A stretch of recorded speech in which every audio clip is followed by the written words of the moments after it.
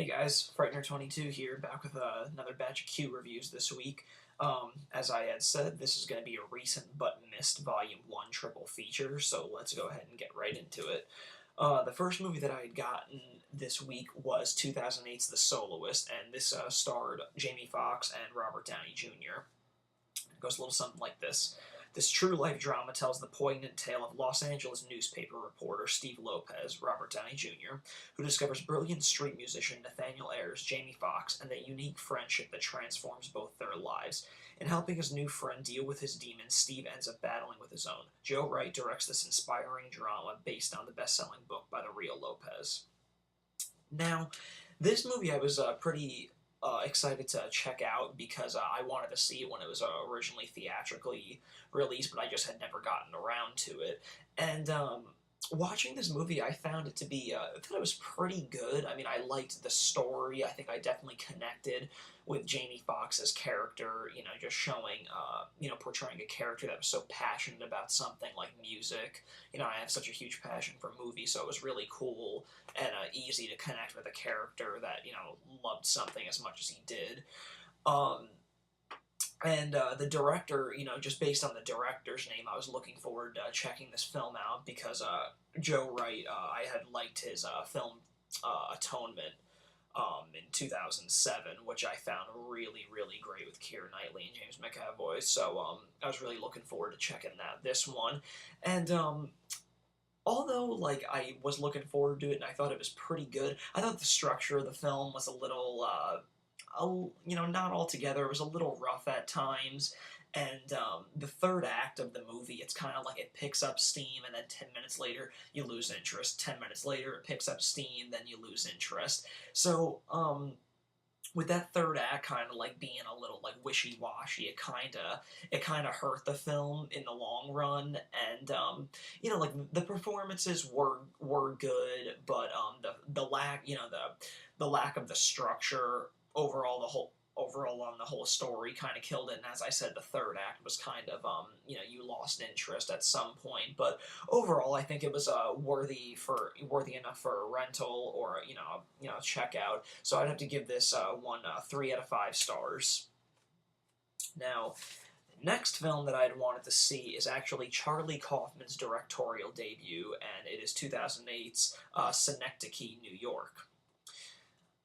And the synopsis is, after his painter wife, Catherine Kinnear, leaves him and takes their daughter to Berlin, theater director Caden Coddard, Philip Seymour Hoffman, stages a new autobiographical play in a massive warehouse amid a life-size replica of Manhattan.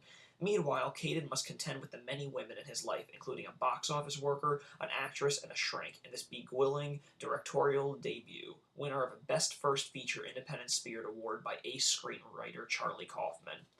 Now, that, just the fact that it was Charlie Kaufman's directorial debut was more than enough to get me to see this movie because, as it said in the synopsis, he's an ace screenwriter known for Eternal Sunshine of the Spotless Mind, Adaptation, Being John Malkovich, all really, really interesting films that truly have a unique voice to them. So hearing that he was actually embarking on his directorial debut, I was really looking forward to it.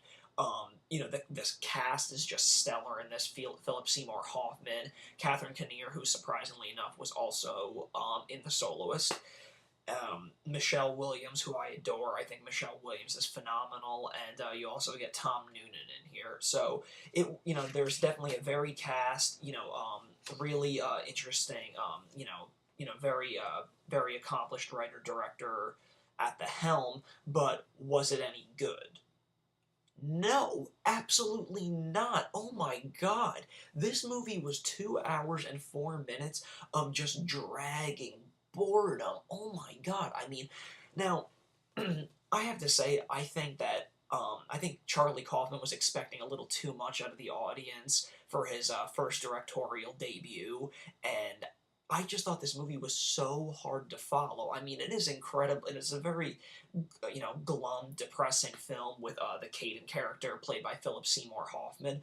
But it just gets to the point where it's like, dude, you're so pathetic and you're so miserable with your life. Wouldn't it just be easier to just, kill yourself instead of like dragging this movie on, being so miserable with everything? And that's exactly what he did in this movie. I mean, this movie was really odd and off the charts, and I don't say that in a bad way, because let's be honest, if you guys have been watching my videos, I dig odd and weird things, but this is just like confusing, like weird, you don't even know what the hell is going on. It was just a total fucking bore. It's just a real bad snooze fest, and all of this rating that I'm about to give it may not be incredibly, it may not be the right justified one. I probably should give this 2 stars just because, I found it particularly boring. I shouldn't say that I hate it, but I gotta go with my instinct on this one. I have to give this 1 out of 5 stars. I hated this movie. It was so boring, guys.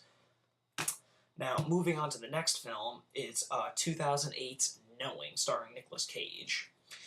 50 years after a time capsule was buried at a local school, teacher John Koestler, Nicolas Cage, examines its contents and discovers that it holds many shocking true predictions. Soon, John is convinced that his family will play a role in an impending apocalypse. Rose Byrne co-stars as Diane Whalen, the daughter of the woman who first buried the capsule, in this tense blockbuster thriller from ace sci-fi author Alex Proyas.